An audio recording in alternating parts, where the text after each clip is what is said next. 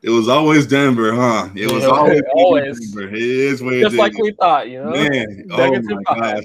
Well. Though we had high hopes for Miami, they couldn't quite pull out the upset of Denver. And Denver went on to go win the NBA Finals in the last couple of days, finishing them off in 5 games and going off to have a great moment as they are right now. And definitely want to continue to talk about all that's going on with them. Glad to be back here. Lots to talk about beyond that as well. Just looking at all angles of these finals and beyond. Glad to be here. Sorry we missed the preview for last game, but are here now. Excited to get things going forward. Real quick, I might as well say it now.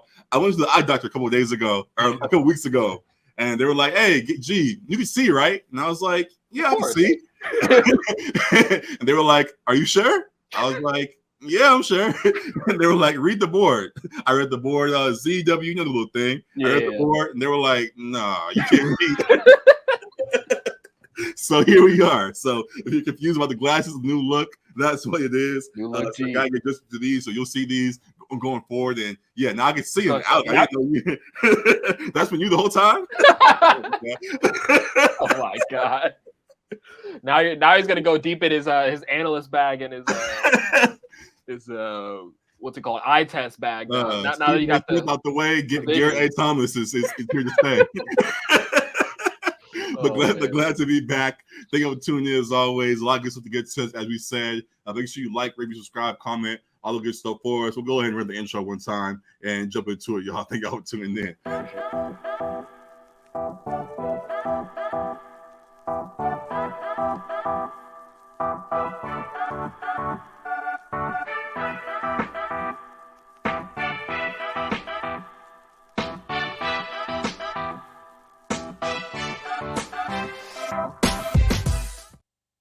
So here we are. No time to waste. Let's go ahead and jump into it. We saw how dominant of a performance Denver put on in these finals and this whole playoff run, whole season. Honestly, they've looked really good, and we didn't want to believe it for a long while, but they earned our belief as things went on and were impressive in their victory in this playoff. So great to see here. We see that they have young talent, a great young core in regards to Jokic, who leads the way alongside Jamal Murray, as well as great role pieces in Aaron Gordon and Michael Porter Jr. and others. So my first question as we look at them is, has a dynasty been born in Denver with how we saw them play out these playoffs?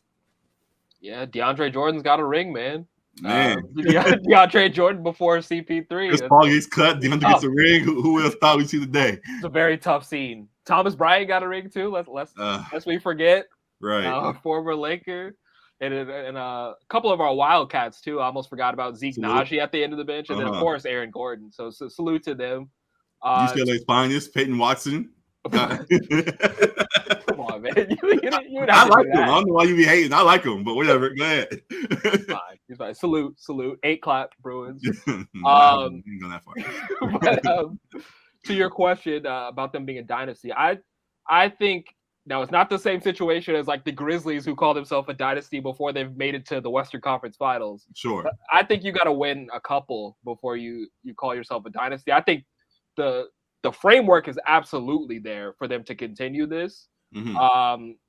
But we've seen even in the NBA landscape this past 5 years, there's been a different championship winner the last 5 years. Correct. So it's been really hard, no matter how good your team is, to repeat just in this last decade. So it's going to be hard for them to repeat like it has been for other teams. I do think they have the framework with Jokic, Murray, and a good core group of guys around them who are young and still can improve. It's going to be difficult with contracts when they get to that point as far as keeping the core together, which may make it difficult to be a full-on dynasty. But I think they definitely have the trajectory to potentially be there. I think you got to win one more before we start talking dynasty. Sure. In regards to that, of course, I was talking about the framework, which you acknowledged and said yes to. So, yeah, I agree with that. But also, as you pointed out, I think during the days of LeBron going to 8 straight finals and things of that nature, there's a lot of parity now in the league. And we also talked about with the CBA, they're trying to keep the talent spread out across the league. So we're going to continue to see different teams across the league. Hopefully, the Kings getting that mix winning rings going forward. We shall see. But in regards to Denver, I do think that Dynasty can be born here. I guess the only issue is just that we've said this for the past like 5 teams, as you mentioned. When the Bucks win the ring, it's like, okay, we're now in Giannis' era. He's going to dominate for the next 5 years. Oh, the Warriors are back. They're going to win the next 2 and might bow after that. And they didn't even get back to the finals this year, as we saw. So every year we think that this is going to be a start of a new dynasty, and something comes up to interfere with that. So right now the framework is there, as you pointed out. I do believe that they can get there. But it's going to take some hard work, as we've seen for the team prior to the last 5 years. It's going to be a challenge to see if they actually get the job done. So definitely excited to see how that plays out. And we will stay tuned with all of that. Looking more in depth to this team and how they accomplish their team. Excuse me. Of course, we got to start at the top with Nikola Jokic. Talk about his performance, and do you think we're witnessing a true superstar being born in these playoffs, even after already having his two MVPs he accomplished years before? Yeah, I would say I think he was born a few years ago. I think he's matured in his superstar abilities, but no, he's been a superstar for several years now. 2 MVPs in a row. We talked about how he was carrying those teams. I think they were playing at like a 52 win pace, like without Jamal Murray in the lineup and without much of Michael Porter Jr. either, with both of them being hurt. And he drugged those teams to the playoffs. And then we see once they had a fully healthy team and competent role players, they got the job done. I think he kind of was done a disservice with the discourse around him with those guys not being healthy, and with the MVP discussion with Embiid. While I think Embiid was a deserving MVP from how he performed, he very easily could have been a 3-time in a row MVP with how Jokic performed this season, almost averaging a triple-double in the regular season. And then in this postseason, man, Richard Jefferson had a segment on NBA Today where he broke down like 5 major stats where he was, if not equal, better than all-time greats in their respective like best attributes. Like he shot 47% from 3 in comparison to Steph shooting 40%, or he had the same amount of assists as Magic Johnson, like in his first finals. Defensive metrics were on par with Giannis in his first finals. Like it was just insane, like the comparisons, but like he was up there with all-time greats. The rebounding was up there with like Tim Duncan. Like it was crazy what he did in this final series. I think he was 30 points, 9 assists, 12 rebounds. 47% from 3, 50+% from the field. Like he was all time. This is an all-time run from him throughout the playoffs and in the final series. So you got to tip your hat. He's cemented himself as the best player in the league right now. He wears the crown. It doesn't seem like he cares about it at all, but he wears the crown, no doubt. It truly checks all the boxes, but to your point about not caring about it, that's what I was getting to in regards to superstar. He talked about right after the game, like, hey, I just want to go home. Like, I'm ready to get home. Get back to my horses. Like, I don't really care for all this other stuff. Like, I'm ready just to be back with my people. Yeah, he's like, when's the parade? Thursday? Parade Thursday. I don't think I'm here that long. I don't really care about America like that. I'm gonna get back to my people. So with that being the case, I guess to the point about superstar, can he be a superstar to the highest level if he can always be a superstar beyond the court without caring for it as he appears to do? It's a valid question. I think like Chris Mannix took some heat when he was talking about how like the Denver Nuggets like aren't easy to cover, like because they don't have a whole lot of like fanfare or whatever. There is some merit to that with Jokic, who like we saw him interviewed right after he won the finals, and he was like, "The job's done now. We can go home." Like he wasn't he didn't seem excited at all. Help us. He said he doesn't care about like individual accomplishments. They finally got the team accomplishment, the ultimate goal, and he's still like, like this. It was like basically a 9 to 5 for him. He's like, I'm ready to go home. Truly clock in, clock out for him. So I think there is some merit to the fact that like he's not one that's like big on like the endorsements, like the movies or TV ads or like that kind of thing, like guest appearances or shows, whatever it is. Like he's not really big on that in the fanfare. Like he really is just like clock in, clock out, be elite at what he does, and go home and be a family man and play with his horses. Like So I don't know if there's a whole lot of. I think there's appeal because I think people would like. We are still enamored by these guys that don't show a whole lot of personality to us, like a Tim Duncan or like a Kawhi Leonard or whatever. Sure. Like we kind of want to see like what's behind all that, like who they are as people. So people would be interested, but I don't think he's the one that's interested in necessarily being that kind of superstar. It's ironic, a guy named the Joker who doesn't really he's not really a comedian or doesn't have any kind of grand personality like that. He's like truly, as we said, clock in, clock out. I don't think we're gonna see him hosting SNL or anything like that after these finals are done. It would be great if we do. Like if we do, we'll see how they make that work. But I think he's gonna be just like this, back on his horses in a short while. So yeah, we'll see how that plays. I guess the angle that could be done is the fact that he doesn't necessarily care for the limelight, but Font continues to be so talented that you have no choice but to look at what he is. He has this big figure. Of course, he's the 7-foot guy, whatever. But I think when you have grandiose guys like that, that have the talent that they do, it always is going to be something that we are enamored by in basketball. So yeah, I think there still is an angle there. He has to embrace it, and it doesn't seem like he will. So we'll see what they figure out. They had I saw Nike came out with a commercial and a trailer. No joke for the same thing we kind of have on here. No joke for Jokic or whatever. So we'll see how else they find ways to market him. But he definitely, either whether he's fully marketed or not, we're going to keep our eyes on him because he definitely is a top tier talent at the moment. So good stuff with him, and excited to see how things carry on with him on and off the court. The parades this weekend and all of that. We'll definitely stay tuned with all of that.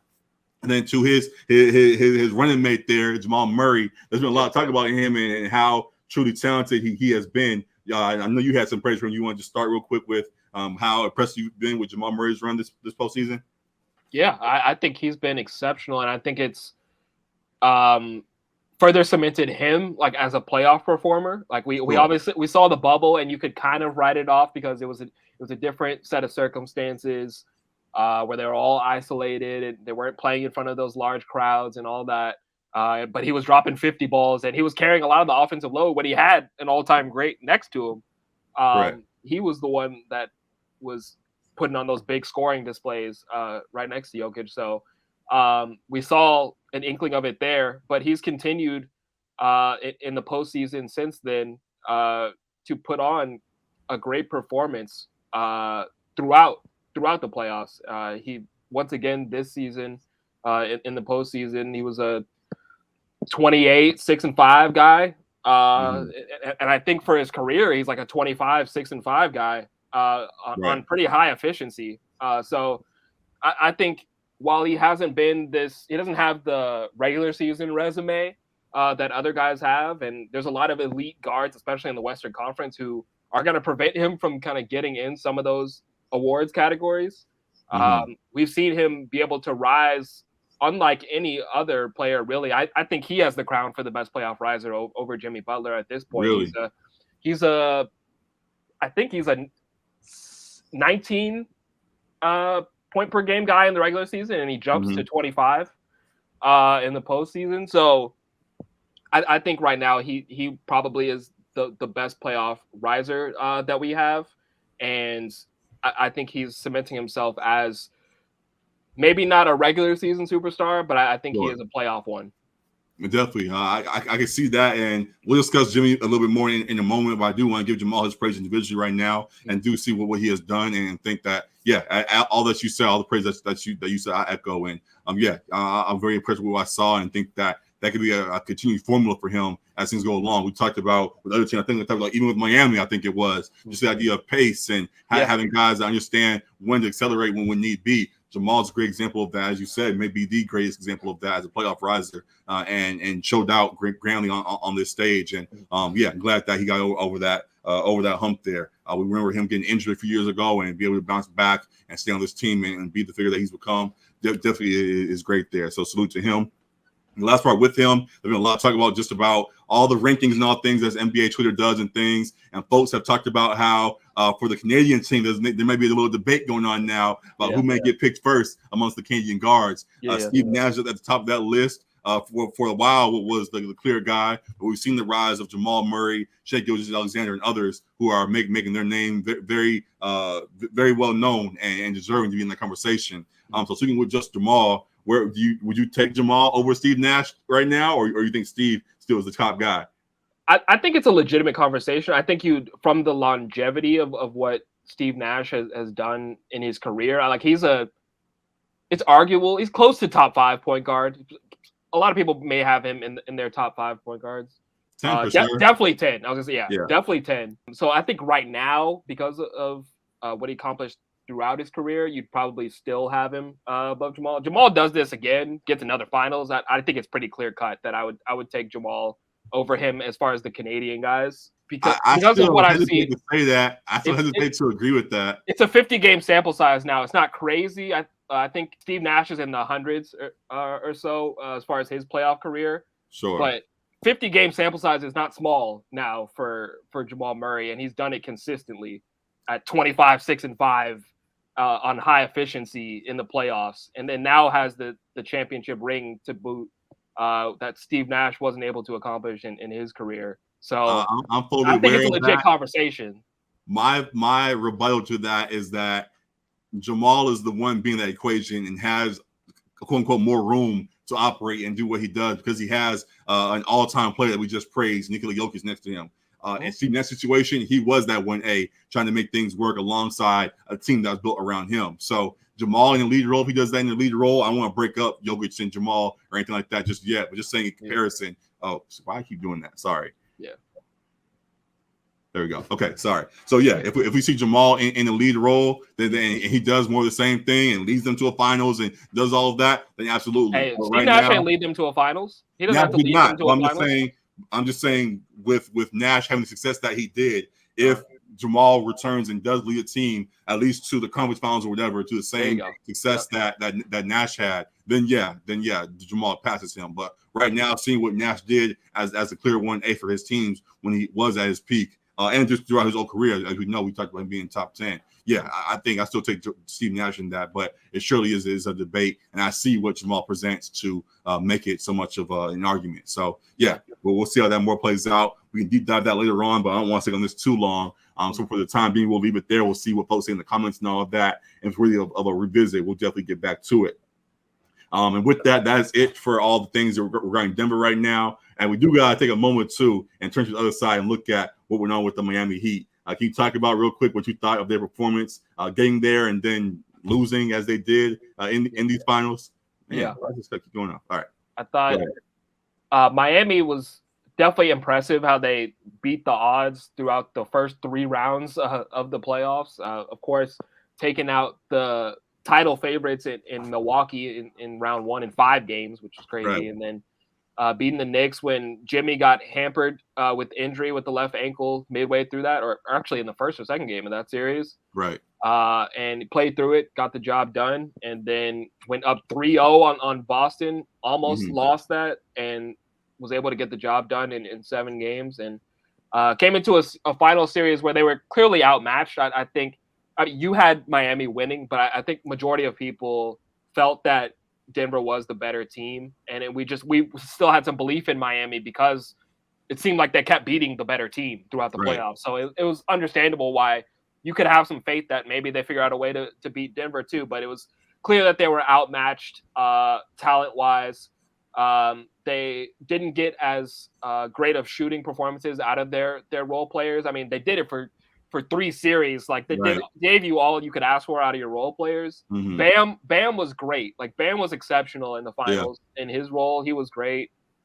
Gave you more scoring than he typically does. He competed defensively against Jokic, who there's not much you can do against him. Jimmy let them down, man. I do believe he was hurt. Like as he hurt his ankle in the New York series, and it kind of it kind of hurt him in the Celtics series. He had a few monster games in the Celtics series. He didn't have those against Denver. Like he had some good games. He didn't have any exceptional superstar game. Like we needed the 35 plus from Jimmy if they wanted to win this series. Right. He didn't have it. And it seemed like he tried to turn it on late in games in the fourth. He was kind of passive in the first 2 or 3 games to me. If he was hurt, yes, salute for you to playing through it. He didn't use it as an excuse, but I don't want to give him that caveat either because he was out there. He was playing through it. So if you're out there, your team's going to expect you to still be Jimmy Butler. They don't want you to be a shell of yourself in the biggest moment of the season. So it was disappointing as a really big Jimmy Butler fan. It was disappointing to kind of see him shrink a little bit in the finals. He kind of tried to pull the fake comeback in Game 5, and it was too late. But yeah, I expected more out of Jimmy despite the injury. I expected him to have a couple of those games like he had against Boston, and it just wasn't there offensively. Yeah, I'm posting a few jokes right now, and I know there's a lot that's playing that could be said about that. But on a serious note, I do still commend Jimmy for what he did. Of course, we wanted to see more from him, but the fact that he even got this team to where they were was surely impressive and commendable and all of that. So, yeah, definitely a great season for the Miami squad, and they definitely should keep their heads high and excited to see what's next. They overachieved for sure. For sure. In regards to going back, starting with Jimmy, there were talks all during this run about him being a superstar, him being Jimmy Butler. He was Michael Jordan's son for a long while throughout this series and all kinds of stuff. But seeing how it ended, being the similar result as it was a few years ago, is Jimmy Butler a cemented superstar in your eyes, or is he on that border as many folks still have him? He is fringe, but I think he's on the superstar side of the fringe. Like I think he is a top 10-ish guy in this league, like maybe as low as maybe like 11 or 12, but I think he's about a top 10 guy in the league. As you said, they kind of coast a little bit in the regular season, pace themselves, and it kind of almost bit them in the butt as far as missing the playoffs this year, but it worked out to their advantage. In the playoffs, he rises and he is a bona fide superstar. So I think like we talked about in previous episodes, like you have to wait it a little bit more when guys rise their game in the postseason, and he's one of the faces of that. And I think he's cemented himself as a superstar. He's just at the lower end of it. Like he's not in the same tier as guys like Giannis, Jokic, Steph, that kind of thing. But he is a superstar. I think he's just at the lower end of it. So you're saying he's in discussion? Oh my God! I'm saying he is a superstar. I don't think it's a discussion. I don't think it's a discussion at this point. I think he is a superstar. But he's not in the same tier as the other superstars. But he's at least close enough to be respected if brought up. Absolutely, yeah. Okay, I'm cool with that. That's funny. Remember that later on. That's all. But definitely, I agree with you there. And I think that he is a name. He's earned his name to be respected amongst those guys, and excited to see what's next with this team. Excuse me. And then with that, we talked about before, just what did you learn from this Heat run? Like, did you learn? Is there something to really be pulled away from Miami's success as they had it again this postseason? Yeah, I think a little bit like we talked about right before this final series started, just that drafting well, and then they got a lot of these guys undrafted, but developing your guys in the G League, that kind of thing, and sticking with those guys that you believe in and in their growth, because they have 3 undrafted guys in Martin and Vincent and Robinson who were key contributors to this run, and they didn't go the third superstar route like they potentially could have. Maybe they still explore that going forward. I don't know, but I really don't think this team is like a full superstar away from winning it. I think they're some tweaks away from winning it. Right. Like they've gotten to the finals twice without a third superstar. Yeah. They were missing an offensive guy who could create for them in Tyler Hero, who has his deficiencies, but they missed some of that creation. So who knows how that could have helped it in the equation. But yeah, I think just believing in your homegrown talent, having a development staff that is talented and can work with your guys that are raw, but you see the promise in, and sticking with them and continuity, chemistry, like we talked about, still being a major factor, and not disregarding that and getting bright-eyed and just going for the superstar and buying your way to a championship. For sure. And yeah, there are, as you mentioned, a few just small things that they can change. Obviously a big thing for them. Having Bam down there definitely was great as he was, but having another big alongside him that could add some real value definitely would have been crucial. So with that, we look at just going back to the Nuggets and what they are doing. How will teams adjust going forward to the Nuggets' success? Yeah, I was gonna ask you that actually our last episode, but we didn't get to record. But just if you think that like teams are gonna start bolstering up at the 5, like not necessarily that they're gonna be looking for a Jokic, but looking for guys to defend Jokic, like looking for big bodies to have on the roster, because if you don't have guys like that can kind of keep up with it, like he's just gonna abuse you. And I don't think Miami had enough. Like they had to rely on Bam playing 46 minutes a night. Like they couldn't really trust Zeller out there or Kevin Love for a long stretch. Like, and Bam needed some reinforcements there at the 5. So I'm wondering if you think like teams are gonna move towards like trying to bolster their bigs a little bit, going forward, especially in the West.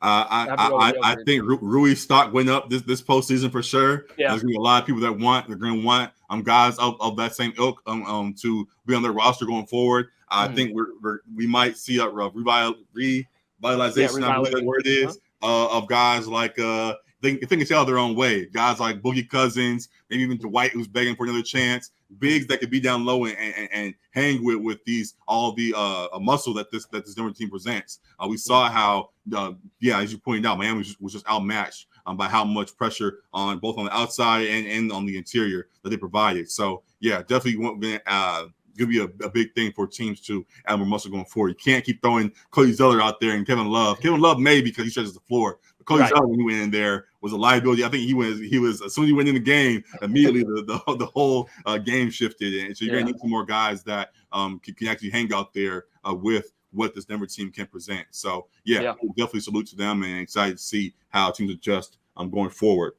Mm-hmm. Looking at things and tying it back to here we are always talking about the Lakers and things. How can the Lakers ruin? How can the Lakers rain on the Nuggets parade next season?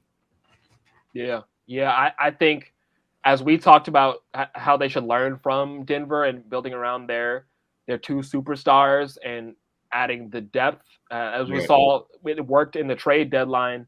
While some of those guys became unplayable in certain specific matchups, it completely sent this Lakers team into another tier defensively and just who they could compete with. I mean, they looked like a team that was going to be borderline play-in and made it to the Western Conference Finals after bolstering their depth and their shooting. So I think they should be leaning towards adding more wing depth, 3-and-D guys. If the trade is available out there as far as flipping D'Angelo for a guard like Kyrie, I don't know that the framework works with Dallas if they're going to be willing to do that. But if a trade is available that way, yes, I think you do make that move to improve. But I don't think they should go for the max star just to have like the 3-star framework once again, like they had with Westbrook, because you sacrifice depth for veteran minimum level guys that aren't necessarily playoff caliber guys like they had Juan Toscano-Anderson or Kendrick Nuns, that kind of thing. Those guys getting rotation minutes is not going to get you to a title. You need viable playoff guys like Mike Malone said. Specialists aren't going to get it done like once you get to the postseason. So building around LeBron and AD, bolstering the depth, getting the point guard that you believe in. Maybe that is still D'Lo. I don't know how they feel about D'Lo internally, because he did have a good stretch with them, like in the regular season, even though he battled some injuries. It just like it didn't look great against Denver, obviously. But yeah, I think there are some clear things that Rob Pelinka can look to tinker with without going full Westbrook trade or like we did in the past. I agree with that. We'll see. I hope that we don't. There have been talks about who they bring up. Who they talk about selling high on? They talk about selling high on somebody recently for the Lakers. Just in general, they talk about somebody selling high. Sabonis. Oh, Sabonis. I know there's been talks about people selling high on guys like Sabonis or whatever on other teams. Hopefully, we on the flip side sell low on D'Angelo just because of disappointing playoff performance, and end up getting somebody that ends up actually being worse than what we would have gotten from D'Angelo just because we were frustrated with his performance. I think he still can bounce back, but if there are improvements, there are a couple of guys like a Van Vliet or maybe a Harden that's possible. There are guys out there that could be improvements, but if it's not one of those, I'm fine running back with him and figuring it out. So yeah, that's the main thing. And then as we pointed out, just having muscle. LeBron cannot be the muscle for us going forward. While he does provide some, of course, not the only muscle. Can't be the only muscle for us going forward. We got 80 guy to bolster up and get himself right down low. Have some other guys alongside him. We saw during the championship run. I think that was a year we had Dwight down there or JaVale or a couple of those guys that could replace the need for AD to be down low at all times. So yeah, having more, weight down low is crucial, and we'll see how that plays out. But interesting, it's going to be very fun offseason. I'm excited to see how the Lakers respond. Yeah, and one last thing too with the Lakers is retaining the guys that got you there and like showed promise and showed that they can compete at that level in the playoffs, like Rui and Reeves. Reeves might be a little bit tougher contractually with other teams showing interest because of how well he played. Right. If it gets over $100 million, it probably gets harder to keep him. Right. And I understand if they do end up letting him go, but doing their best to retain those two guys, like retaining the guys that you saw are impact players for this team and work well alongside your stars. I think is important too. Like we let guys walk in the past who we thought were fringe, wouldn't make a huge difference necessarily, like Alex Caruso or something like that. Or ironically, a KCP. Exactly, exactly. So. Or a KCP, or Kuzma. Honestly, like those kind of players that worked amazingly well next to LeBron and AD, but we kind of scrambled and panicked after they lost to the Suns, and made the big trade. So retaining those guys that you already know it works really well with alongside LeBron and AD. For sure. So, yeah, definitely fun things ahead. Excited to watch it all unfold as things go on. Things move pretty fast now these days. I know people talk about the dog days of sports and all of that, but we're not too far away from the draft, which I think is next week. Free agency starts soon after that, and all of a sudden it's preseason talk and all of that. So summer league, summer league, we'll be right back to it sooner than people realize. So excited to see how we get back to things. And yeah, it should be very fun next season and beyond. So good stuff there. Again, salute to the Nuggets and what they did during this finals run and all of that. Definitely deserve their praise, and excited to see their moment. And they're having a great parade by the time you guys see this and all of that. So salute to them. Then looking back just over the whole playoffs, so I want to do a quick rapid fire just of some things that went on and what your thoughts were about how they played out. So a quick, kind of semi-quick rapid fire for the playoffs. Starting off, what was your favorite series of the playoffs? I think we'll agree here. It had to be Kings Warriors. Okay. That was like appointment viewing for me as far as watching those games. Yeah. And it was high octane offense on both sides. So yeah, I think Kings Warriors, and it went 7 games, all of that. I agree with that. So to the Kings, people have them as a top 5 finals contender going into next season. Right. Not used to that, but hopefully they answer the call and do what needs to be done to actually fulfill that and get the job done. They showed a great flash in these playoffs and hung with the Warriors to the very end until Steph showed why he's a step above everybody else. So we got to find a way to get to that level as well. And if we do, it's going to be great times. And that beam will stay lit in Sacramento for a while going forward. So good stuff there. Another fun one I wanted to ask you, most impressive player of the playoffs. You can go to Jokic if you want, or beyond the champs if there's nothing that comes to mind. How you want to answer that? You can take it. Yeah, I think Jokic is the easy, most impressive one. But quietly, like Devin Booker was putting on like ridiculous scoring performances at like super high efficiency, like 40-point games and stuff. Obviously, they ran into the champs. Like they ran into a better team. That's not their fault. And they took 2 games off of them too. Like I think they took the most off of any team. That played the Nuggets. So I think Devin Booker was very, very impressive in his playoff run. CP3 got hurt. It didn't matter. Leadership was gone. And he was still great as a point guard, de facto point guard. So Devin Booker after Jokic. Jokic was the most impressive, but not doing this intentionally, but the name did come to mind. De'Aaron Fox for the Kings and how he Great. in these playoffs, I wanted to mention for sure. Great. There are folks that had him in a tier below all of these other pointers that we saw, the Brunsons and all the other folks. He showed that he deserves to be up amongst the best in the league. I'm excited to see, again, as we mentioned earlier, where this Kings team goes next. So for sure him. Then, as you mentioned, definitely Devin Booker and others have put on some great performances. We talked about Jamal Murray earlier already. They're the champ, so there you got their praise. But definitely some great performances there. And could have thrown in Caleb Martin, but he didn't finish off the deal in the finals there. So he is back to Caleb Martin. I'm sorry. Good role player. The next one, the most impressive player beyond the champs, of course, and even the Heat. Most impressive team beyond the finals matchup that we saw there in these playoffs. Beyond the finals matchup, that's a good question.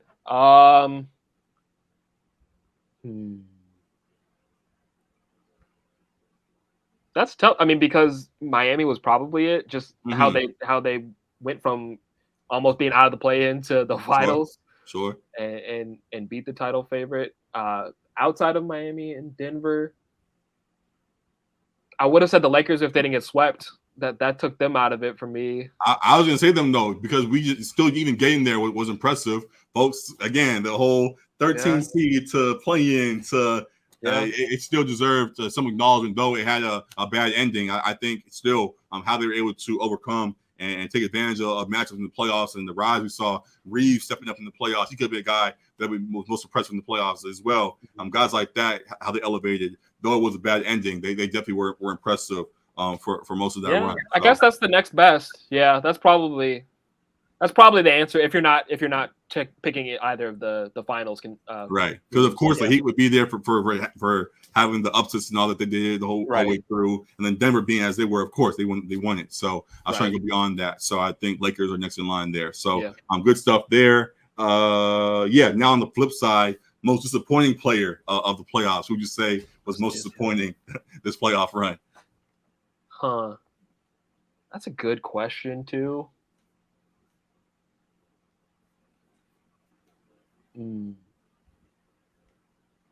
I mean, disappointing in a way just because we didn't get to see it, but it's kind of a combination like Kawhi PG. Sure. Because that's a really big what if to me. Yeah. I think I had them playing Denver in the next, I guess that would have been the second round or whatever. Right. And I thought that was going to be a great series. I think them healthy would have been a problem for a lot of Western Conference teams. So as is every year. So exactly. So probably Kawhi, because PG was already hurt. So probably Kawhi. I can't even say Kawhi, because when he did play, he showed that he was that guy. He was great, but it's disappointing because it's again, right. You coasted throughout this whole season for this moment, and then he got hurt again. It was really, it was disappointing for me to see that. So I thought they would beat the Suns. Sure. Other than that, there's not really a superstar guy that kind of failed like that to me. The Celtics in a way, but they were up and down for me for a while. I didn't really have faith in them getting a title this year. So the Bucks, obviously, that would probably be the number one answer is the Bucks. But Giannis got hurt too. But we're gonna go to the team next. Giannis, we'll go there real quick. Yeah, I think Bucks had to be it. Yeah. For players, I was surprised you didn't say Chris Paul with him getting hurt as he does. That's not disappointing. That brought a smile to my face. Sure. I get that. I'm trying to think of who else. Folks could throw in Jaylen Brown for how he kind of folded in that game 7. He was good in the bounce back, of course, but people thought he'd have an elevated rise, and people say he's right next to Devin Booker. And I don't see it just yet. I think he still has some room to improve there. I'll throw this name out there too, because he kind of skates by a little bit, but people are starting to criticize him more. Joel Embiid, the MVP. Okay. There you go. Once again, not getting to the conference final. Yeah. Harden as well, right there. Harden, but I feel like we've kind of come to expect this. He almost fooled us with the 40-point game against Boston in game 1. No. Exactly. No, he went right back to who he is in the games that matter in the playoffs. In elimination games, it's rough for Harden. And he completely folded in that game 7 against Boston. So, but yeah, Embiid, he's kind of skated by as a superstar who hasn't really accomplished anything like in the postseason. They lost to the Hawks where they really shouldn't have, and once again in this series against Boston, and lost to Kawhi on that heartbreaker. Sure. So yeah, it's got to be Embiid. Like they kind of begged for this MVP award. His play was deserving, but kind of begged for it and got it, and then once again didn't get the job done. So I'll throw Embiid in there. I agree with that. A name that came to mind, and we're saying all this kind of jokingly on a semi, I guess, serious note, because I don't want to hate too much on him. But a guy that I viewed as talent, could potentially be a top talent, was DeAndre Ayton. He didn't ever really step up to me.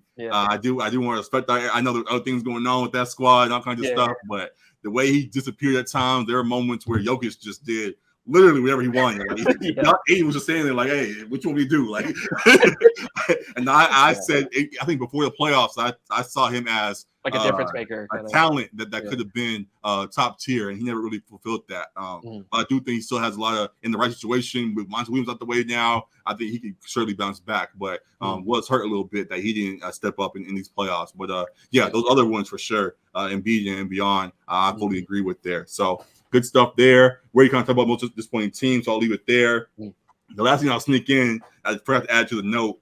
You're way too early. Finals prediction for next year. Okay. I was gonna say my baseball one's not looking bad either with the Braves and the Yankees. They got a shot. But way too early for NBA. That's tough. Just trying to project like where some guys will land and how things will shake down. I think Denver is definitely going to be in the Western Conference Finals. I don't know that they 100% make it back. But like, who would be? The Suns just have a lot of stuff going on. I don't know if I trust that. Think about the West contenders. It's like the Suns, potentially the Lakers, and the Warriors, maybe Warriors and the Nuggets. John's about to miss half the season. That's another thing. We're waiting for that. For that announcement from Adam Silver. that 50-game suspension or whatever it's going to be. But yeah, Grizzlies aren't going to be in consideration. I'll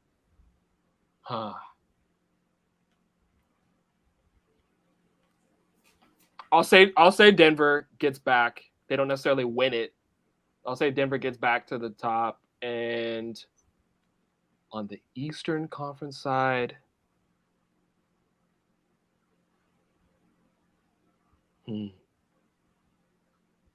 that's tough, man. So many things could happen with Rockets. Yeah, that whole thing could shake up. It could be a mess. Like I see the pathway for Boston again, especially if they get a damn point guard. I don't trust Philly and Embiid. The Heat, if they maybe get a point guard too, it's interesting. Man, Milwaukee, if they tinker a little bit. I'll say Boston's still young. They still have a young core that's ascending. So I'll say Boston gets there too.